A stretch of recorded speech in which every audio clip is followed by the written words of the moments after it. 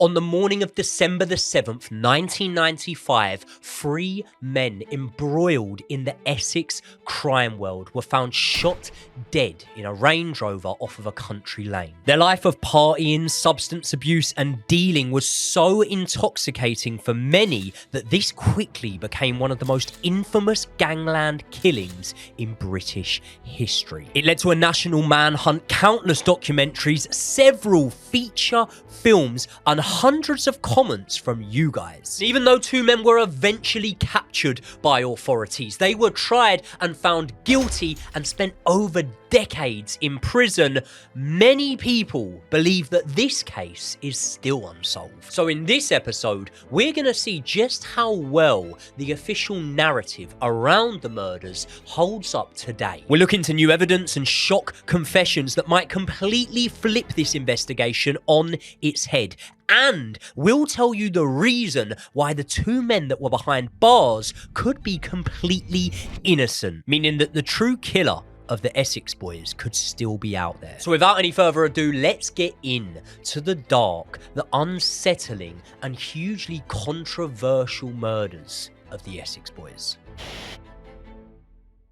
So we start this story in 1995, and Joey, let me take you back to this wonderful era of British history. Blackburn had just won their first ever Premiership title, and only. What a golden era that was. Do you remember Alan Shearer holding the Premier League title? Of course I do. Shearer, Tim Sherwood. I tell you what, the UK were also celebrating the birth 1 year prior of Joey Knight. Oh, yep. Huge year. Huge year. Huge year. Do you know what? 95 was good, but 94, the best. Any 100%. Other 94s out there, let us know in the comments.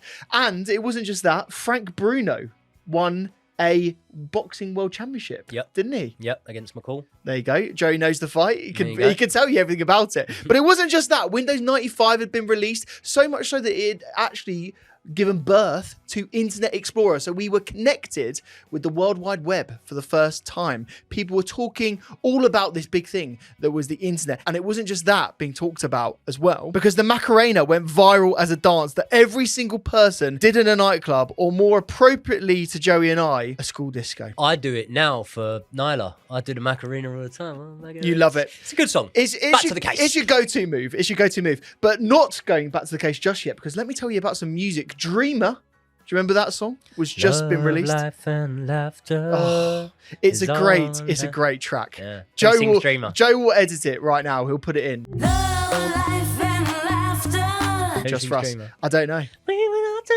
Go on, who did it? Tell me. Living Joy. Oh, you just know. And then what about Boom Boom Boom? Do you remember that song? Out here, brothers. Go on, give me some more. Give me some more from this era. I can get them. So after the austerity and the straight lace of Margaret Thatcher, an era in which factories were closing down, warehouses were now derelict, there was a big gap in the market for acid house, dance music, raves, warehouse parties. I could go on. All of it was free. There was a summer of love. People were enjoying themselves. This was a completely different era to that period beforehand. And party substances were becoming widely available, with people trying to escape the 9 to 5. But let's get back to Essex, a little suburban county next to little old London town. And you might be thinking of The Only Way is Essex, or a leafy semi-detached house in the green belt of the Big Smoke. But let me tell you, the lads of this story saw this place in a very different light. They saw substances, they saw cash, and they saw power. They looked at their simple wage-cashing, monotonous life, and they wanted more. And that is where we meet the Essex Boys. Yeah, so the group that later notoriously became infamous as the Essex Boys actually consisted of 3 men. There was Tony Tucker, who was considered to be the kingpin, the central point of the Essex Boys. There was Pat Tate, and then there was maybe not what you would typically expect from a true crime villain, so to speak, in Craig Rolfe. So let's hear a little bit more about each man themselves. And being that he was considered the central figure to an extent, I'm going to start off with Tony Tucker, but I do want to give a slight disclaimer here, because research in this case has been probably quite different to all of the cases in the past. And it's not necessarily down to the period of time that it was in. We've researched cases that go back further in time than this case, and the details are easier to compile. What I'm basically trying to say is, with the Essex Boys, there's not many parts of the case that, at least to a small degree, aren't disputed, and that often comes into the backgrounds and the lives of these men. So what we're going to do is we're going to tell you guys the story as best as possible and with as much credibility as we've been able to find. And obviously, if you guys know information that is different from what we say, please do just put it in the comments and we will respond to all of those as well. So Tony Tucker was born in 1958 in Essex, but as we say, not much is known about his early life. However, it's claimed that as a young man, Tony Tucker actually served in the army and even fought for his country during the Falklands War. These claims are actually so strong that I believe in a couple of the Rise of the Foot Soldier films, they do reference his time in the army. But the problem is, this time he served in the army, once again, is disputed, with many people claiming that Tony Tucker didn't serve in the army. Many people claiming that the fact that there's no record of it would suggest that this is a lie. However, the way the story's told, Tony Tucker serves in the army. He comes out of the army, and when he does, he gets to work on the doors around the nightclub scene in Essex. And Tony Tucker was very good at this job, so much so that he decided that maybe it would be best and it would help him the most to keep more of the profits, to have a bigger cut of the pie, and therefore he went about setting up T&B security services in the early 90s. And T&B security pretty much had a stronghold on the nightclub scene in Essex. They controlled the doors, and therefore it meant they controlled who came in and out of the clubs. And it was around this time that Tony Tucker met a man named Carlton Leach. Carlton Leach was a former criminal, a former football hooligan. He did a bit of debt collecting and whatnot, and he is actually most prominently known for his starring role in the adaptations of his life story. Basically, I think it's loosely based in the Rise of the Foot Soldier films, which obviously does mention the Essex Boys case. It covers it in the initial movie, but it kind of focuses more on the Carlton Leach story. And as those films obviously progressed, they focused a lot more on the Essex Boys stories. And it was Carlton Leach's fighting experience, his former run-ins with the West Ham football hooligans and whatnot, that made him a perfect candidate to work on the doors with Tony Tucker. And Tucker was said to be very deliberate about who he gave jobs to minding the doors for the nightclubs that he was running. Basically, with Tony Tucker, you didn't just have to look the part, you had to be the part. And that meant that muscles and body shapes were probably outweighed by natural fighting ability when it came to recruiting doormen for his firm. And another man who definitely fitted the role would be Pat Tate, another man from Essex who Tony Tucker had actually met while they were both serving time inside Wandsworth Prison, allegedly. Now, you're probably wondering what Tony Tucker and Pat Tate were in prison for at that time, and I'll get on to Pat Tate, but in terms of Tony Tucker, once again, very, very hard to nail down an exact record of the crime that he was sent to prison for. But what Tony Tucker had been reported to have been arrested for prior to the incident that we're going to talk about in today's video is armed robbery, motor theft, and even safekeeping substances. And not only that, Tony Tucker's reputation preceded him. He was known for debt collecting, for torturing some of the people that he was collecting debts off, and therefore he was known to not be a man to mess with. But as we know, Tony Tucker came out of prison and he started his security firm. And in 1994, when Pat Tate finally lands out of prison, he goes to work with Tony Tucker. And as proud as Tony Tucker and Pat Tate must have been of their security firm and how well it was doing, you would imagine that they would have took the most pride in their role doing security for former two-time world champion Nigel Benn. Tony Tucker and Pat Tate did Nigel Benn's security for some of his biggest fights, including against the likes of Chris Eubank Jr., Steve Collins, Gerald McLennan, and therefore it wouldn't be massively uncommon to see Nigel Benn walk into the ring and seeing a Tony Tucker or a Pat Tate stood alongside him. So in the midst of dealing in a lot of crime, mixing with both the criminal underworld and high-profile celebrities, this now takes us to the early 90s. mid-90s. Tony Tucker's met his girlfriend, Donna Garwood, and it's reported that they have 2 daughters together. And it's at this time when Tony Tucker's inside one of his nightclubs and he catches a lad selling what we will call disco biscuits on here. He's delivering substances to other rave goers inside of that nightclub. And Tony Tucker actually pulls him up to the office. You could imagine that this was to give him a good beating, which wouldn't have been uncommon for how you would treat someone that was found serving up inside one of those nightclubs. And before Tony Tucker can do this, he gets the man to empty his pockets. He obviously wants to see whether he's got more substances concealed or hidden in there. And he doesn't. But one thing he does have is a huge wad of cash on him. And this kind of serves as almost a penny dropping moment, a light bulb moment, an epiphany, some would say, for Tony Tucker.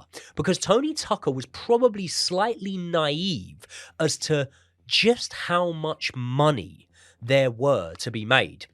In essence, the nightclubs in the Essex were sitting on a pot of gold if you were prepared to carry out the work that would deliver that pot of gold. However, if done right, the risk that you would have to take would be significantly less for a Tony Tucker, for a Pat Tate, or for any of the Essex Boys, because they already had control of the nightclubs. They decided who came in and who came out, and instead of prioritising good-looking girls like they had usually been doing, maybe now they could prioritise people that were selling substances, but were selling it for them. They could turn away the people that were selling it for other people. And therefore, the Essex Boys realised that if they were to start doing that, they would have a stronghold over the UK rave scene, over the nightclubs, who comes in and who goes out, and over the substances dealt. So in a decision that would have monumental consequences, Tony Tucker, Pat Tate and the Essex Boys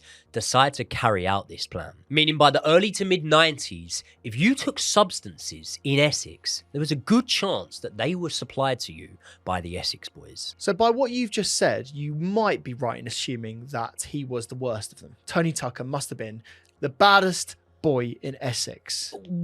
Let's speak a little bit about Pat Tate first. So Pat Tate was also born in Essex in the year of 1958, and luckily for us, it's easier to find out a little bit more about Pat Tate's life. Unluckily for Pat himself, it wasn't a very great life, at least not to start, because his parents actually split at a very young age, and it was said that his father was very, very violent with the family, so much so that his mum actually moved the whole family away from Essex for a period of time in his younger years before they moved back. And that move away was simply to get away from Pat Tate's father. Former friends and associates of Pat Tate have gone on record to describe him as someone that wasn't overly violent, wasn't a crude man, and even used the line, he was the sort of bloke who you would trust going out for a meal with your wife. But Pat Tate did change throughout the years, with many claiming that his personality became a lot more intense and extreme as a result of substance addiction. Pat Tate was a bodybuilder, and therefore there were constantly rumours about him taking substances linked to bodybuilding, but he was also known to have a very foul and quick temper, and as we had previously said, he was involved in armed robberies, theft and extortion. But Pat Tate's most significant prison sentence was actually handed to him in 1998 after he attacked an employee inside of a restaurant. Basically, Pat Tate's in a restaurant in Basildon in Essex with his girlfriend, and he feels like the waiter was disturbing his private time, and therefore Pat Tate attacked that waiter, leaving him with alleged severe head and facial injuries. And not only that, before Tate actually leaves the premises, he robs it, taking approximately £800 from the till. And this incident was definitely where a lot of the infamy around Pat Tate grew, because after eventually being arrested by the police, Pat Tate is sent to court. He stood inside of an Essex court in Billericay. He's actually got a police officer stood guarding him, and inside of a courtroom, Pat Tate punches that police officer and knocks him unconscious. He jumps over the dock and runs out of the courtroom, and there's a motorbike waiting for him outside. Pat Tate jumps on the back of the motorbike and drives off and he gets as far as Spain. And he's actually on the run for a little while. It's not until he has to have some documents checked while he's passing through Gibraltar when he is arrested, extradited back to the UK, and sent back to prison. And even more stories came out from Pat Tate's time in prison that would only increase the notoriety around his name. There was an inmate that was inside with Pat Tate and came out and gave a story of how a thief on the wing was caught. He was caught stealing from another man's cell, and he was beaten really, really badly. So much so that apparently he was slumped on the floor against a wall, basically unconscious, when Pat Tate then walks past him. And this prisoner claims that Pat Tate walked into his cell, came out with a glass ketchup bottle and smashed it straight into the face of this prisoner. And this inmate said that after doing this, Pat Tate lifted the man and threw him over the balcony, which probably showed that rather than rehabilitating Pat Tate, prison had the opposite effect on him. But eventually Pat Tate gets out. He has multiple kids across multiple relationships, and by 1994, he was with a woman named Sarah Saunders. And Pat Tate did a lot more than just go to work with Tony Tucker. In fact, they were socializing a lot together, and people around them would claim that the pair were going through substances like they were going out of fashion. However, the third and final man that would help them with that was Craig Rolfe. And Craig Rolfe has one of the most interesting upbringings of anyone that we've covered on this channel, because Craig Rolfe was actually born inside London's Holloway prison, and that was because his mother was serving jail time whilst pregnant with him. And if you thought that was bad, that's honestly just the tip of the iceberg, because after being born in 1969, Craig Rolfe's life was pure chaos. Reports state that Craig Rolfe's father was beaten to death by his mother's new lover. Other reports claim that his father served jail time for manslaughter after attacking his mother, leaving her with an injury that she would later die from. Basically, Craig Rolfe had no real hope in life from the start.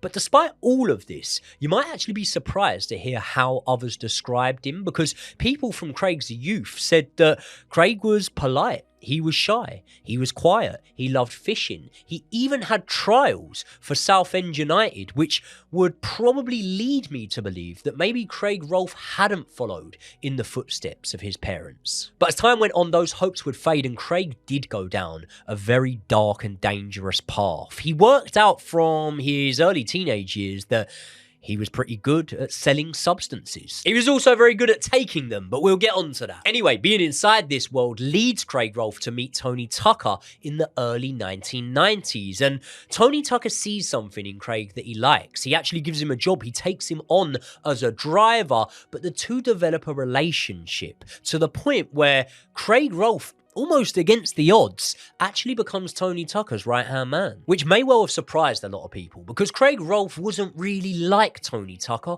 or Pat Tate, at least not from a physical standpoint, with many people feeling like Craig was the weakest or the least intelligent out of the three men. But that didn't mean that Craig Rolfe could not be violent or volatile. It was claimed that he once drove a vehicle into a pub just because there was people inside that pub that he wanted to attack. Bernard O'Mahony was an associate of the Essex Boys, and he's done a lot of interviews and media since this incident, and he described Craig Rolfe as constantly having a chip on his shoulder due to his start in life. But just because he didn't have the same sort of physical presence as the other men, that does not mean that Craig Rolfe did not bring value to the Essex Boys group, because Craig was a little younger, he had his ear to the ground, he probably knew the streets a little bit better than Tony Tucker and Pat Tate, and probably did a little bit of a better job in terms of keeping operations running on street level than those two. And at the time of the incident, he also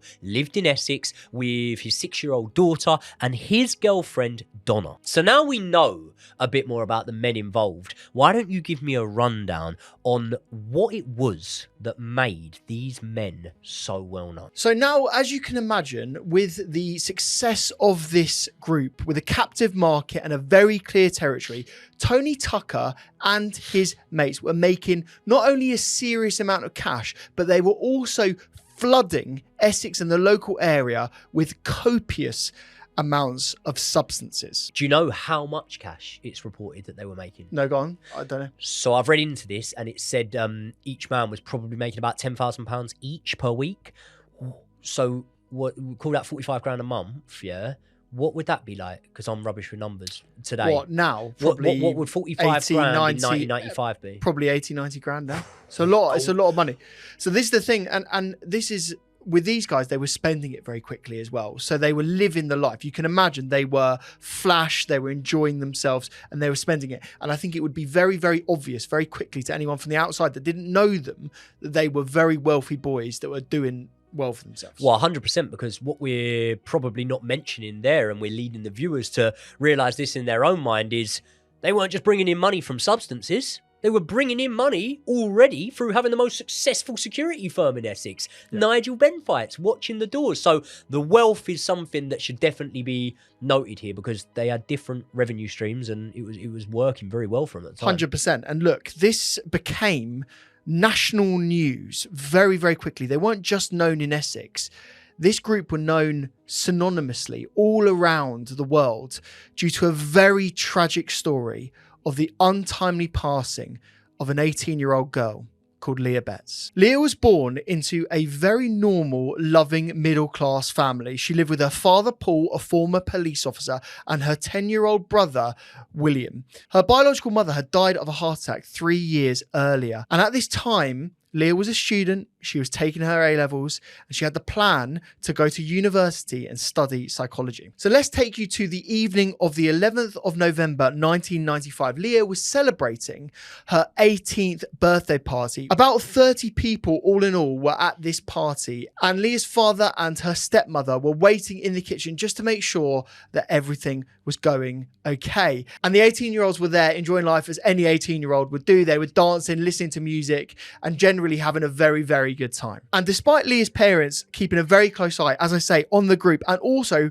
forbidding any substance use at all in their home, unfortunately for Leah, she did take some substances. And shortly after, she said that she was complaining of a sore head. She said that her legs were hurting as well. And she became unwell very quickly indeed. Her vision became blurry, and she actually shouted out to her parents to come and help her straight away. But soon after that, she collapsed and had to be transported to hospital. When she arrived at hospital, she was placed into a coma. And it was there that her father then took a now infamous photo that was released to the media soon afterwards to warn people about the dangers of substance abuse. But 5 days after she was admitted to hospital, Leah very sadly passed away. And a few days later, she was buried next to her mother. And this truly heartbreaking story hit her family incredibly hard. So much so that her father said that he could never forgive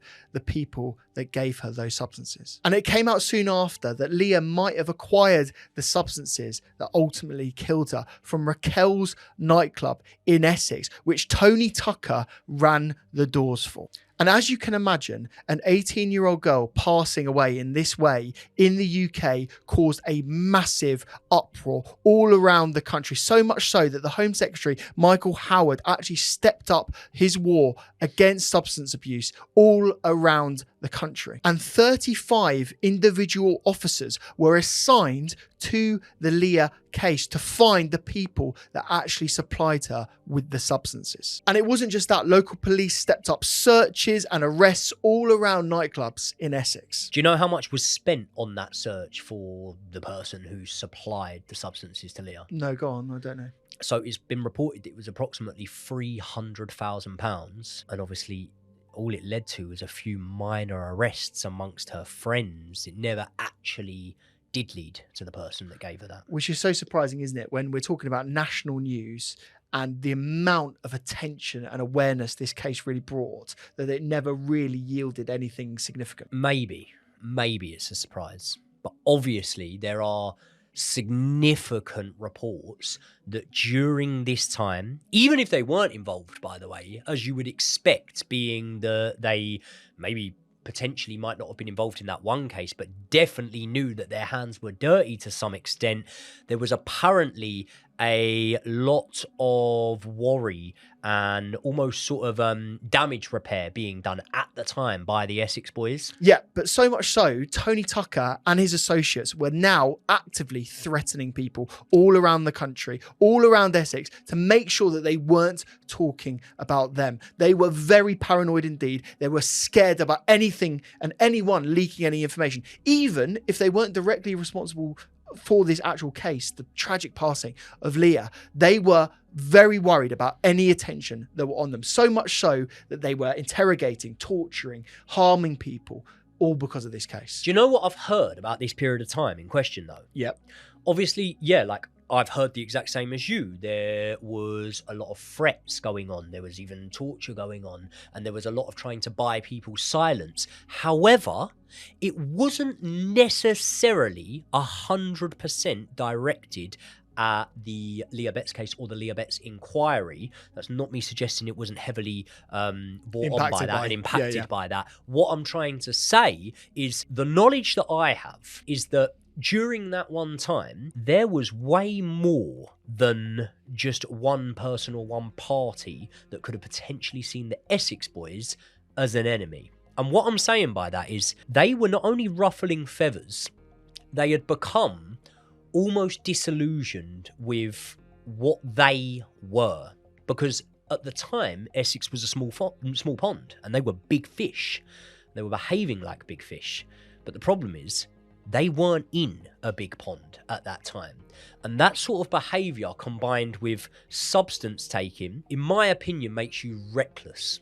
And as a criminal, reckless is not how you want to be described. And this is the thing, they were getting a reputation, not just from the Leah case, but also from their general dealings with the criminal underworld at this time. They were ripping people off, they were taking liberties, and so much so, it was actually causing them very serious harm and worry, actually. They were being looked down on by criminals at the time. And when I say looked down on, doesn't necessarily mean that, you know, these criminals weren't potentially scared of them, didn't see them as threats, but they did doubt their morals, their integrity, their honesty, which you might squint your eyes and think, hold on, these lot of criminals, but you'd be surprised at just how many criminals do have a moral compass. And the accusation that was flying about at the time, not saying it's right or wrong, the accusation from even people within that world was that these boys were reckless and they had lost the plot. And this is the thing, there's a code of conduct, isn't there, in this world? Like, you know, we don't necessarily expect criminals to behave in this way, but they absolutely do. There's rules that you have to abide by, and if you don't abide by them, then you're in serious trouble and your life potentially is on the line. And so why don't we talk about the events of Wednesday, 6th of December, 1995. But before we get into this, I just want to say a lot of what we're going to describe right now is very much disputed, much like various other elements of this case. So we're just going to try and determine information that we actually know is true, but again, take it with a huge pinch of salt. So apparently Tony, Pat and Craig were told about a potential small plane landing in a secluded area of the Essex countryside, and it was packed with substances so that they should head over to that landing site and check it out. And here is what we know from that point on. At approximately 6 p.m, Craig drops his girlfriend off at the Lakeside Shopping Centre. Around this time, Tony Tucker phones a restaurant to secure a larger booking for 6 people later on that evening. The 3 men then meet up. They drive in a blue Range Rover to a place called Rettendon. It's a very cold night, it's dark, and they pull up into a small country lane away from the prying eyes of anyone. Craig is driving, and as he gets down the lane, he sees a metal gate and it is closed. He stops the car next to the gate, and it was there that they were ambushed. Someone with a large pump action shotgun starts shooting. Craig and Tony were shot in the head at close range. Pat Tate was in the back seat and he was shot first in the stomach and then the head. There were no signs of a struggle. The car was left still in drive. And it wasn't until the next day at about 8 a.m. that the scene was discovered by a local farmer called Peter Theobald. Inside, he sees the bodies of the Essex Boys. He thought initially that they were just sleeping, but on closer inspection, he saw that they were deceased. And so he immediately calls the police. Police arrive soon thereafter and they immediately seal off the area. Detective Superintendent Ivan Dibley takes charge of the investigation. They discover 7 12-bore shotgun casings, but they don't really find much else. There's no fibers, there's no fingerprints, there's no DNA, and at the time there wasn't even any footprints around the scene that were discovered. But what they do next is very, very strange indeed. What usually happens in these crime cases is that they look very closely at the bodies. They do an incredible amount of forensic investigation over a decent amount of time. Usually it's probably a couple of days they spend at these crime scenes, but that is not what they do in this case. A few hours after the scene is even discovered, the police actually pack the car up, they put it on a flatbed truck, they put a tarpaulin over the front of it, and they start driving away. Now, Joe, you might be thinking, that doesn't seem too strange. Like, obviously, they're transporting the car. Like, that's very normal. Well, what happens if I told you that they left the 3 bodies inside the car and drove off with the world's press all around the crime scene, and they drove it away with them inside? This is one of the insane things about the case, and it doesn't come from a place of sympathy, a place of feeling these men were hard done by. It just comes from a place of kind of wondering, is it one rule for one and another for someone else? And the reason I'm saying that is the media printed newspaper stories of 3 deceased men visible in that car on their front pages. That's not something that's just a tale of time, because I can think of incidents from before this where the media would have had pictures of those incidents and they didn't put it on the front of the newspapers. They didn't print it, in fact. So would that be an indication of how maybe the wider media and even the world to an extent kind of felt about this situation? The fact that they were willing to, or at least the media were willing to shine a light on it and show what had happened. I think this is a tale as old as time. I think it's people that were fascinated by the morbidity of this case. They were fascinated by the gangster,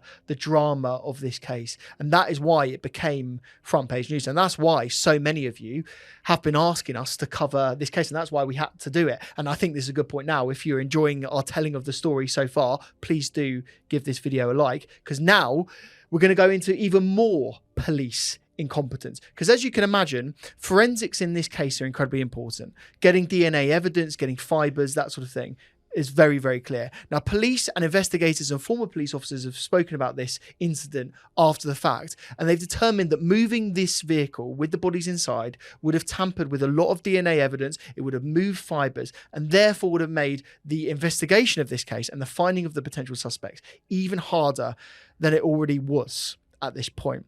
So again, classic police incompetence, and it gets worse from there. They try and find other evidence, and they really only get mobile phone data. And you've got to remember, this is 1995. These aren't smartphones. We don't have cell towers over the country. And the mobile phone evidence was so unprecedented, it was actually fairly newsworthy in sort of the telling of this story. It wasn't commonly used. And so the police tried to find evidence of what was going on, when they used their phones, what was the last calls. And they found some calls, but not necessarily something that would blow the case wide open. So with a real lack of any leads, the police became more and more desperate. They launched a task force named Operation Sentry, and this proved to be one of the most controversial elements of this case. What they decided to do was put real pressure on various people connected to the killing, including some of the family members of the victims. So what they would do is they would call up potential leads and they would pretend to be dealers. They would try and lure these people to incriminating places and try and get information out of them. And they did this under the ruse that they were Irish crime bosses, even coming up with the names, calling themselves Irish Billy and Irish John. Not the most original sort of names by the police there, and fairly obvious who they were. But again, we're not going to judge them too much because there's a lot of this incompetence throughout the case. And it wasn't just that, this tactic was widely criticised at the time, and the media very much jumped on this because it was absolutely awful. Going to victims and dealing with this, it was horrendous. So again, there was another dead end. The police needed a miracle.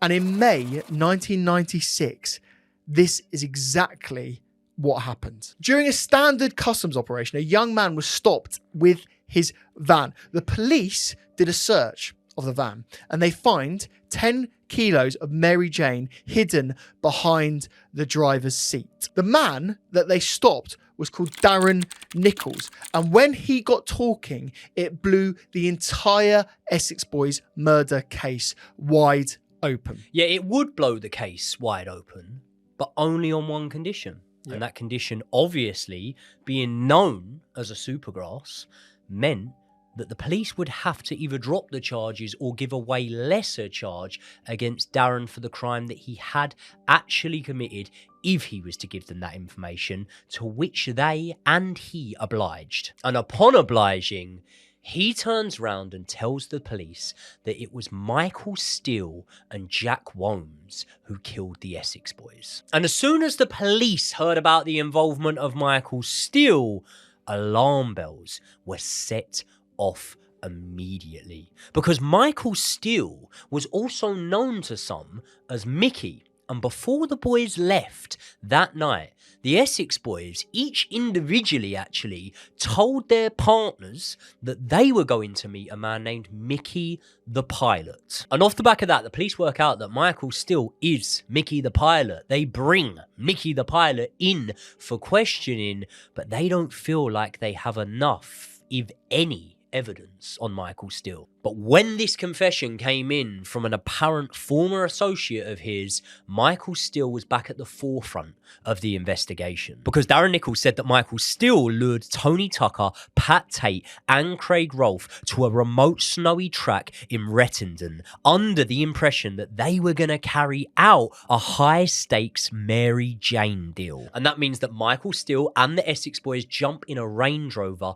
together and drive towards a field in which Michael Steele has told the Essex Boys that a plane with a shipment of substances will be landing. But as they approach that field, on the country lane that they're driving up, someone's actually closed a gate, meaning that someone's going to have to open that gate. But before anyone can, this is when Jack Whomes allegedly jumps out from a bush that he was hiding behind, and he opens fire, with Michael Steele apparently joining in and also firing shots. After this, Nicholls claimed that Steele had called him and told him to get both him and Whomes and drive them away. But what reason did these men have to do this, and what was their connection to the Essex Boys? So as for Jack Whomes, he didn't really know the Essex Boys anywhere near as well as the man that he was accused with, but he did have some connections because his brother John Whomes had actually been in prison, apparently with both Tucker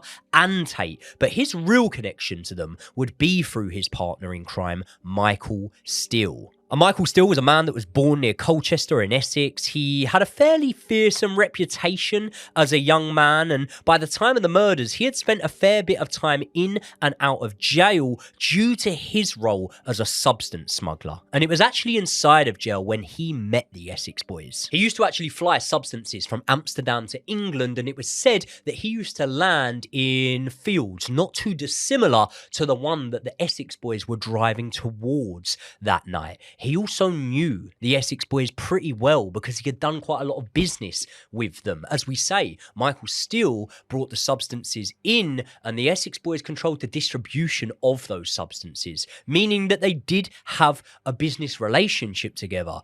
And while it worked pretty well until it didn't. Because it's reported that in November 1995, the Essex Boys had arranged to meet and purchase £70,000 worth of Mary J from Michael Steele. But this wasn't just any Mary J. This was a botched batch. So much so that Tony Tucker and Pat Tate deemed this batch completely unusable and unsellable. And this was something that made Pat Tate very, very angry. So much so that he would go on to threaten the life of Michael Steele. And if this was the case, then you could imagine Michael Steele would be taking this very, very seriously. He knew exactly what Pat Tate, Tony Tucker, Craig Rolfe were all capable of. He had seen a decline in these men. Pat Tate was not the same man that Michael Steele had met those years earlier in jail. He was a man that was now a lot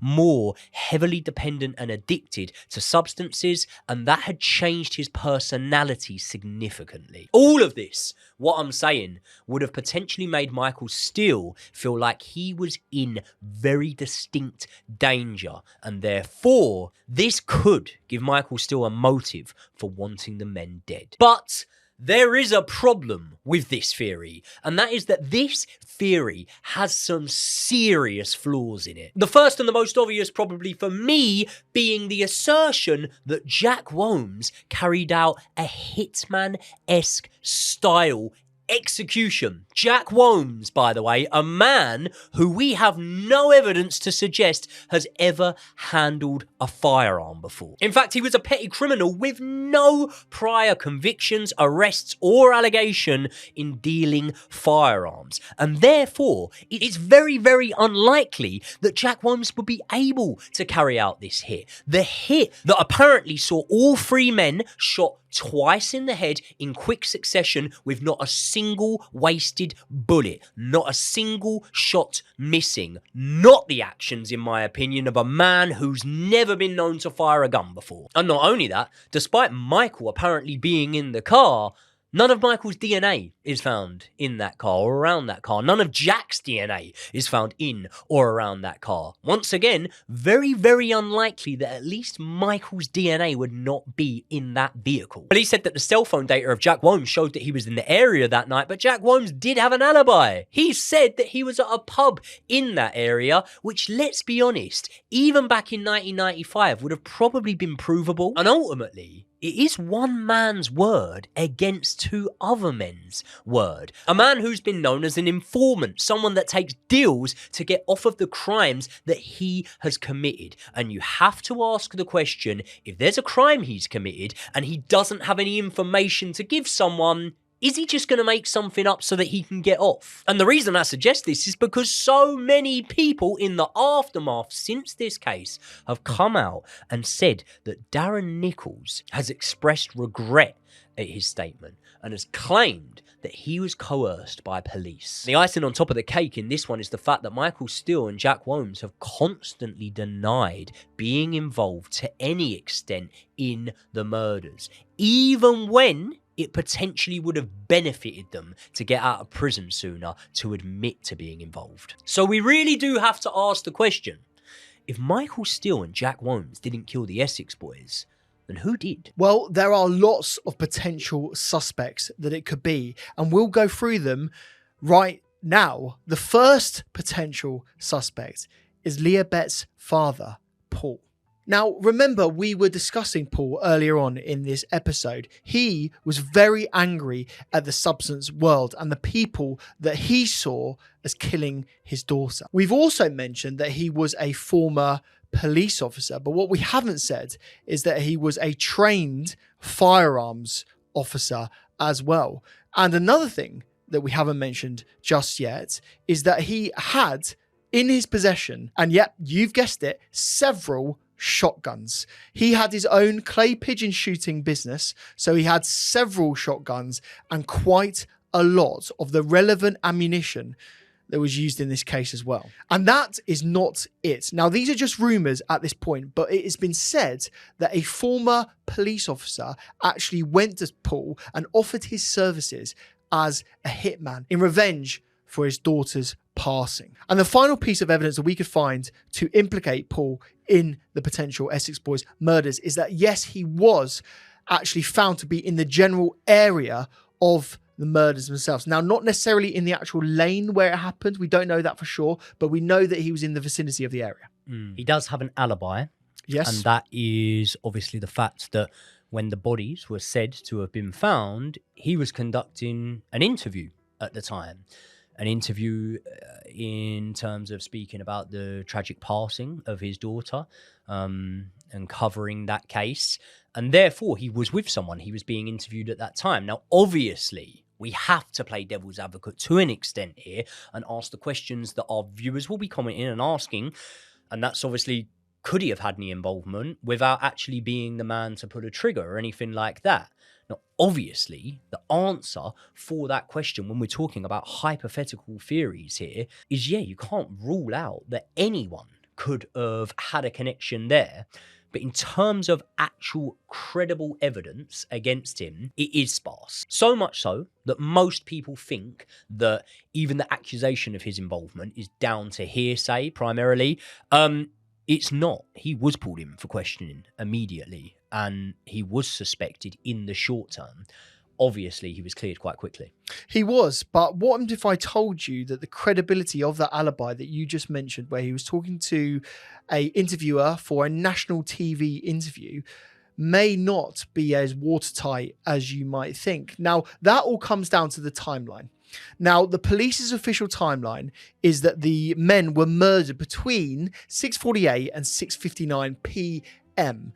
But very clearly, a farmer was interviewed after the fact by the police and spoke on record about what he had heard that night. He remembered exactly what time he heard some gunshots in and around his property and in and around his farm. The reason why he knows that is because he had to wake up and go and tend to some animals on his land. He looked at his watch. He remembered being happy with himself for getting out of bed, getting up in the middle of the night, because he looks at his watch and he sees that it's midnight. Soon after that, he then heard several gunshots from the vicinity of his farm in the local area, and he's very clear, very much certain that it went on at midnight and not at the time that they were saying. So therefore, Leah Betts' father might not have been conducting that interview at that time. Darren Nicholls, the man who obviously told the police that it was Michael Steele and Jack Whomes, who would have more reason to tell the police a lie in that situation? Would it be Darren Nicholls, more incentivization to lie, or the farmer who gains effectively nothing from lying about that situation? As we know, Darren Nicholls and his credibility is very much in question. He had everything to gain by lying in this situation, mainly to save his own skin for getting off what would have been quite a significant amount of jail time. Also, the last thing to point out on the father of Leah Betts, Paul Betts, is the fact that people have noted that he has spoke in a very derogatory way about the men after their deaths, obviously saying that, you know, if it was him, he wouldn't have carried out the hit as professionally, and they would have been made to suffer, and actually it was too easy a way for them to go. Some people found this distasteful at the time. I would probably say that my words would be even worse if I was that father, regardless of any involvement. So I don't think the way he spoke about the Essex Boys passing is an indication that he had any involvement there. And you're totally right. The amount of evidence that is actually against him is very spotty. It's very circumstantial. And what we will say at this point is that this guy is a grieving father, and we very much, our thoughts and feelings go out to him for having to deal with what was an absolute devastating moment in his life. And as we say, the police have consistently both reviewed him, interrogated him, actually brought him in for questioning, and therefore also then freed him. So the police don't actually feel that there's enough evidence on him. And so he's very much been discounted in this case. And one of the reasons why it's such a sensitive subject, it's probably some that maybe some people wouldn't have liked to hear the potential of his involvement. But at the same time as that, I do think it's very key, and I do think it's very relevant. Over the years, there has been so much speculation about this case and about the potential that it involves a high-ranking police officer that some people feel that maybe there is some fire with that smoke. And look, it's not us that is actually saying that. We're not. Yeah. But if you go on to, you know, any forum, any article, anything like that, and it lists the suspects, you will find Paul Betts' name in each and every single one, and he was interviewed as a suspect. So we do have to do that. but thoughts and condolences. 100%. And it wasn't just Paul Betts that was investigated in terms of being an ex-police officer associated with this crime. Next thing we've got to do is look into Operation Tiberius, which was an intelligence report looking into not just this case, but also the crime world around Essex at the time. So in the early 2000s, Operation Tiberius actually stated that there were 8 major crime syndicates and 42 serving or former police officers suspected of corruption and working with these potential gangs. What this report indicated was that there was a big firm that operated in East London and Essex, and they had dealings with the Essex Boys and also had insiders inside the police force, and that the killing may well have been related to this firm in particular, perhaps as revenge for the Leah Betts incident, or it's also been alleged that the Essex Boys had a reputation, as we have said, for ripping people off. The thing about this theory is that it's incredibly difficult to prove, with coppers and serious gangland operators wanting to keep this quiet. And there are far more potential connections beyond just what Operation Tiberius put out. And there is a very credible lead that we'll discuss next that involves a van robbery starting in 1989 and a man called Patsy Clark. I'm really interested to hear about this van robbery theory because in researching the case, I would say most people that are considered to be in the know, people that were on the ground, people that were associates, often reference this case and say that it needs more looking into. Yeah, 100%. And that is because in 1989, there was a very large robbery, so much so that they actually took 500 grand from this heist. And Patsy Clark was deemed really to be the front man, to be the ringleader of this theft. And after the theft, another man associated with this case, Tony Tucker, one of the Essex Boys, was tasked to keep the money safe and launder it. Now, he had to do that because Patsy Clark and his associates that were actually involved in the theft itself were actually sent down. They were caught and actually arrested. And so they needed the money looking after. Now, the problem is that Tony Tucker didn't look after the money. Much like his various other spending in all elements of his life, he pissed it up the wall. Houses, cars, his lifestyle, clothes. He was spending all of this cash far too quickly. And so it meant that when Patsy Clark got out of prison and all of the other associates did the same, they wanted their money. But the thing is that Tony Tucker didn't have it. So the story goes that this group actually put a hit out on Tony Tucker. But how can we substantiate that? Well, 4 months before the police got hold of Darren Nicholls, a man called Billy Jasper said that he was, in fact, the getaway driver for the Essex Boys murders. And he actually knew who killed them. He said that it was Patsy Clark that arranged the assassinations, and it was directly because of that unpaid debt. And due to the investigative work of people like David McKelvey, who's done documentaries and load of podcasts about this case, we know that Patsy Clark and his associates were absolutely capable of arranging a hit like this. Interestingly, Billy Jasper said that the murders happened at midnight, much like the farmer and also a lorry driver at the scene that we've already mentioned. But the police used these timings to effectively discount his evidence because they were insistent that it happened at around 7 p.m.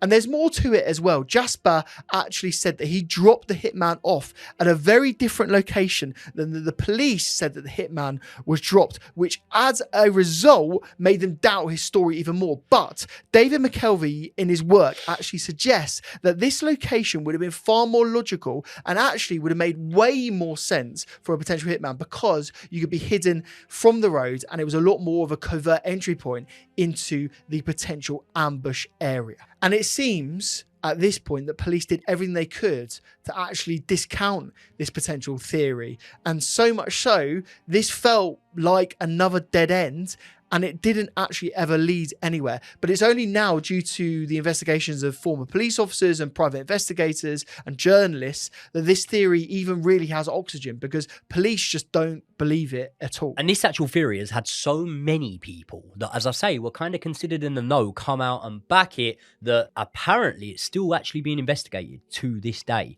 that exact theory. But one that isn't quite being investigated and really does baffle me is the confession that we have seen since the incident. And that is a confession of a man named Steve Ellis. Many people refer to him as the last man standing of the Essex Boys. And Steve Ellis confessed to the murder, but not in the way of him carrying the murder itself out. Instead, he said that his dad, Sid Ellis, killed the Essex Boys out of fear that they would want to hurt the Ellis family first. So Steve Ellis has done a lot of podcasts and different bits of media since the incident. Steve used to work with the Essex Boys, but he actually said that his relationship with them soured off of the back of a comment that he had made in front of Pat Tate. It was actually a comment that Pat Tate perceived to have been a derogatory remark about his partner at the time. And Pat Tate was very angry at Steve for that. He actually said that he pistol whipped him over the head with a loaded gun multiple times while Steve wasn't said to be fighting back. And after this, Steve claims that Pat Tate showed him a meat cleaver and asked him whether he wanted his hand or his foot chopped off. And once Steve actually picked his hand, Pat Tate didn't go through with it, clearly showing that it was an intimidation tactic. But the intimidation tactics weren't done there, because Steve claims that Pat Tate told him that he was going to harm his sister, Sid Ellis's daughter. And off the back of that, Steve Ellis's dad, Sid, decided to act first, shooting the Essex Boys dead before they could harm his family. Now, the problem with this claim for me is very simply put. The claim's been made for the best part of a decade and no charges have been brought to you. No investigation has been brought against you. The man you're claiming killed the Essex Boys isn't here to either defend himself or make the claim for himself. And therefore, as good a story as it is, I really don't think that this claim holds that much legs. But I could be wrong.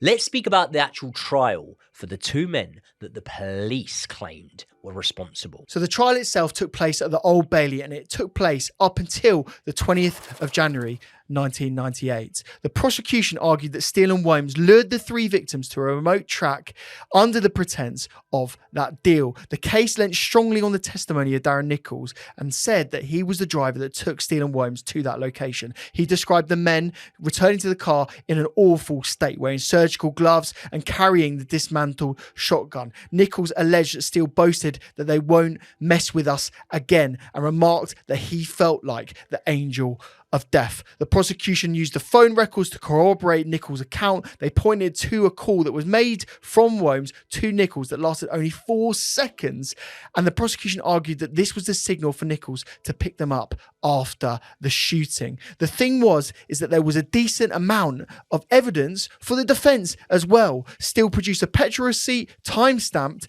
at 5:01 from a garage 20 minutes away from where Nicholls said that they met, arguing that he could not have been where the prosecution claimed he was at the critical time. Holmes actually admitted to being in the area, but he claimed that he was at a pub called the Wheat Sheaf to collect a broken down car for Nicholls and not to commit the murder. The defence also called on Billy Jasper, who we mentioned earlier on, a career criminal who confessed to police that he was in fact the getaway driver for a different hitman who he called Mr. D, who carried out the murders for an organised crime syndicate later that night. However, the judge directed the jury to discount this evidence. But then, after 4 days of deliberation, the jury came back with a unanimous verdict. Michael Steele received 3 life sentences for the murders with a minimum term of 23 years. He also received an 8-year sentence for conspiracy to import substances. Jack Holmes received 3 life sentences for the murders with a minimum term of 15 years and received a 6.5-year sentence for substance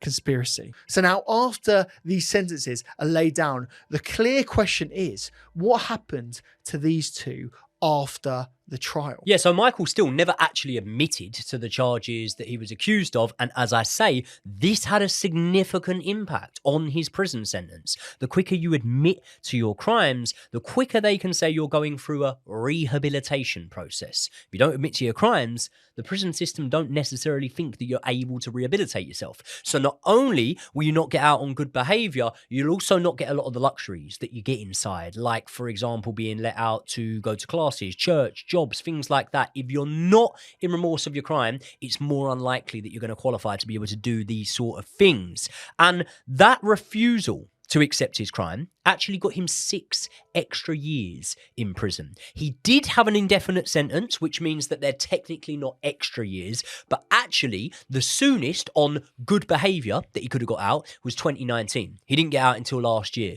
That's 6 years later. Now, when we talk about his time in prison, from what you've seen, would you or would you not say that his time in prison reflected someone that had behaved? Yeah, I think he really did. I think he seems completely fine. Yeah, so much so that actually it was him that was attacked in prison. There was never any noted or reported bad behaviour from himself. He was actually attacked inside HMP Whitemoor in 2010, and he was attacked with a metal pot, I believe, used to serve tea, things like that.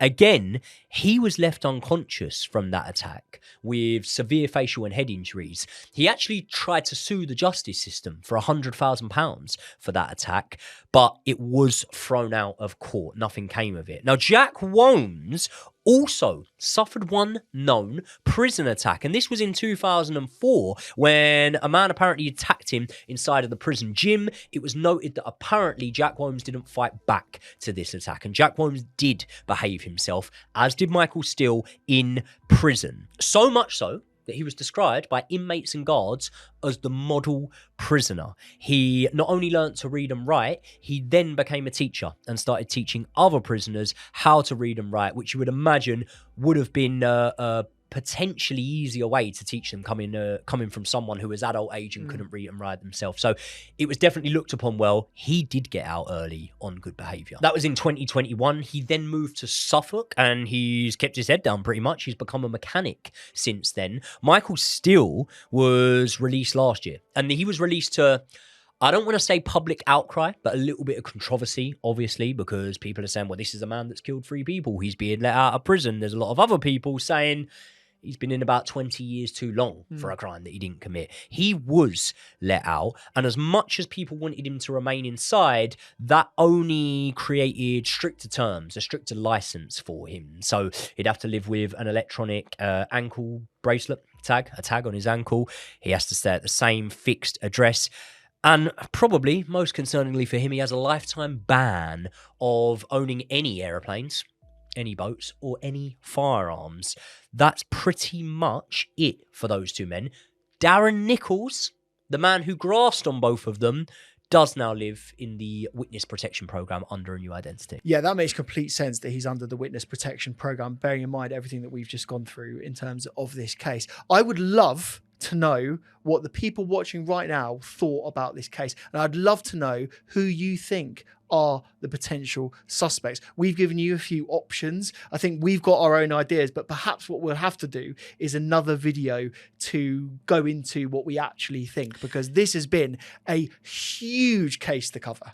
There was definitely enough in here that we could have squeezed 2 or 3 videos out of this. So much so that I had a newfound respect for the Rise of the Foot Soldier films, because fuck me, they dragged on a bit. There was about 2 or 3 too many of them. But on researching the case, I understand it has got validity. These boys have got a great story to tell, especially if you're a true crime fan. So much so that there was, I'm going to say hundreds of you that requested this case. It's been one that's been heavily requested since we started up the channel, and therefore we wanted to repay our members for their suggestion by covering this video. If you are a member, you're welcome, and thank you very much for being a member of the channel. We've made sure that you are covered, and also if you want to become a member, like the guys that suggested this video, it's your opportunity to have your own personalized blueprint on the Joey and Josh channel. You can become a member by clicking the link in the description. It's less than a price of a cup of coffee. We love you all very much, and we are very eager